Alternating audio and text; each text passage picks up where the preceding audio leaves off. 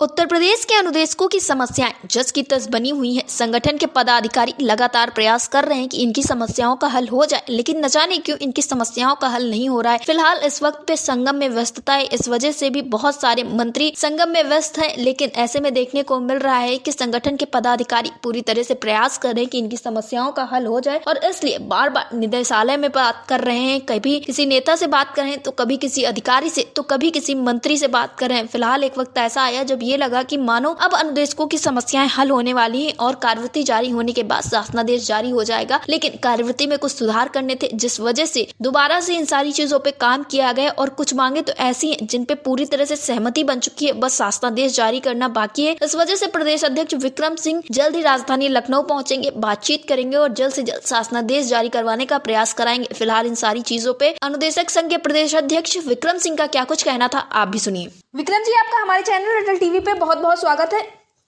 जी madam, धन्यवाद, बहुत बहुत आभार आपका। विक्रम जी, जैसा कि देखने को मिल रहा है कि अनुदेशकों और शिक्षा मित्रों की समस्याएं जस की तस बनी हुई हैं। कहा गया कैबिनेट बैठक में कुछ ना कुछ जरूर निकल कर सामने आएगा, लेकिन देखा गया कि कैबिनेट बैठक में कई मुद्दों पे बातचीत हुई, लेकिन जो शिक्षा मित्र अनुदेशक है, जो कि एक ज्वलंत मुद्दा बना, इस पर कोई भी बैठक नहीं हुई, कोई बातचीत नहीं हुई। तो क्या इस बीच में आपकी किसी भी नेता, मंत्री, अधिकारी से बातचीत हुई है?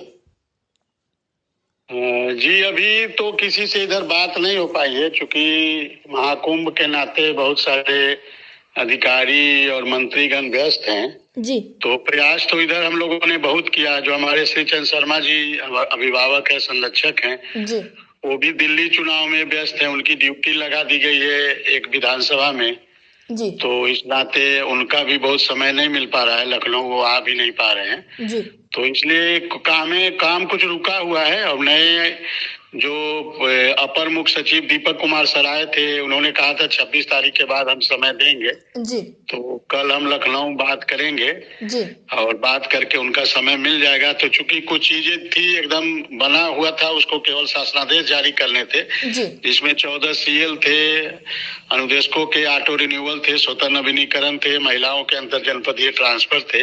ये 3 चीज पे तो कहीं कोई दिक्कत नहीं है, 3 चीजों पे सहमति भी बन गई थी और इसके आदेश जारी होने के लिए कहा गया था कि जल्द से जल्द इसके आदेश जारी होंगे। लेकिन सुंदरम सर के ट्रांसफर होने से कुछ चीजें जो है रुक गई है, क्योंकि नए सर आए हैं जो दीपक कुमार सर, इनके पास कई विभाग है और कई विभाग होने के नाते इनकी व्यस्तता ज्यादा है। तो हमने कई बार प्रयास किया इनसे समय लेने का, मिलने का। तो इन्होंने अभी विगत दिनों बात हुई तो इनके यहाँ से सूचना मिली कि 26 जनवरी के बाद आप फोन करिएगा, 26 जनवरी के बाद आपको समय देने का कार्य किया जाएगा। तो कल मैं इसको लेकर फोन करूंगा। जी विक्रम जी, इसी के साथ कार्यवृत्ति को लेकर आपके द्वारा बताया गया था कुछ चीजें कार्यवृत्ति में सही नहीं थी, तो उन चीजों का क्या हुआ? क्या उनमें सुधार करवाया जा रहा है आप लोगों के द्वारा? अब कार्यवृत्ति में कुछ चीजें सही नहीं थी, उसको लेकर हम लोगों ने ऑब्जेक्शन किया था और अपनी जो आवेदन है हम लोगों ने अनुभाग 5 में, जो बेसिक शिक्षा का अनुभाग 5 है, वहाँ दिया था। लेकिन जब तक प्रमुख सचिव सर से, अपर मुख्य सचिव दीपक कुमार सर से मुलाकात नहीं हो पाएगी, तब तक उसकी क्या स्थिति है यह जानकारी नहीं हो पाएगी। और इन्हीं सब चीजों के लिए हम लोग उनसे समय लेकर मिलना चाह रहे हैं कि जिससे जो हमारी कार्यवृत्ति में जो कुछ चीजें थी, जिनके शासनादेश जारी होने थे, उसके शासनादेश कैसे जारी हो और जल्द से जल्द कैसे जारी हो, इन सब के लिए हम लोग उनसे मिलना चाह रहे हैं। अब कल देखिए, कल मेरा प्रयास होगा उनके यहाँ फिर फोन करके समय लेने का, और कल यदि कल के बाद समय मिल गया तो मैं उनसे मिलकर अपनी जो 2-3 आदेश है जो एकदम हो चुका है, उसमें कहीं ईब बट नहीं है, पूरी तरह सहमति बन गई है, चाहे वो महानिदेशक मैडम हो, चाहे प्रमुख सचिव थे सुंदरम सर, और हर स्तर से उसके केवल शासनादेश जारी होने हैं। तो इन सबको लेकर हम लोग कल बात करेंगे दीपक कुमार सर के यहाँ, और समय मिल गया तो उनसे जाकर बात करके इस पे प्रयास करेंगे कि इसके शासनादेश जल्द से जल्द जारी हो जाए। जी विक्रम जी, जैसा कि द्वितीय चरण जो स्थानांतरण था उसकी प्रक्रिया को शुरू कर दिया गया था, तो क्या वो अब ठीक तरीके से काम कर रहे हैं? क्या स्थानांतरण की जो स्थिति है वो सुधर गई है? लोगों के स्थानांतरण होने लगे हैं?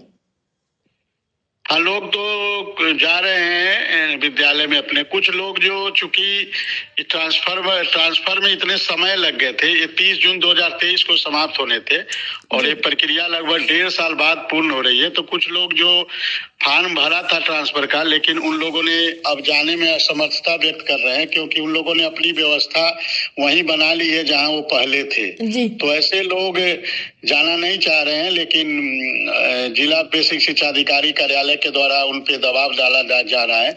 इसको लेकर भी हम लोग बात करेंगे डीजी मैडम से या दीपक कुमार सर से, क्योंकि ये ट्रांसफर का जो आदेश है ये जब दीपक कुमार सर जब प्रमुख सचिव थे तभी निकला था जी। तो उन्हीं के द्वारा ये ट्रांसफर दिया हुआ है जी। तो इन सब बातों को हम लोग उनके सामने रखेंगे कि द्वितीय चरण ट्रांसफर जो है वो कोई अनिवार्य नहीं था, लोगों ने भरा, लेकिन भरने के बाद भी उनको मनमाफिक विद्यालय नहीं मिल पाए और 1.5 साल होने के नाते कहीं न कहीं उन लोग के साथ समस्या आई कि किसी के बच्चे किसी विद्यालय में अपना एडमिशन उन्होंने करा लिया, कोई अपना वहाँ घर बना लिया, अब मतलब रहने की व्यवस्था कर लिया। अब वो दूसरे जहां उनका ट्रांसफर हुआ वहां जाने में उनको दिक्कत हो रही है जी। क्योंकि यहाँ 1.5 साल होने के नाते उन लोगों ने अपनी व्यवस्था बना ली।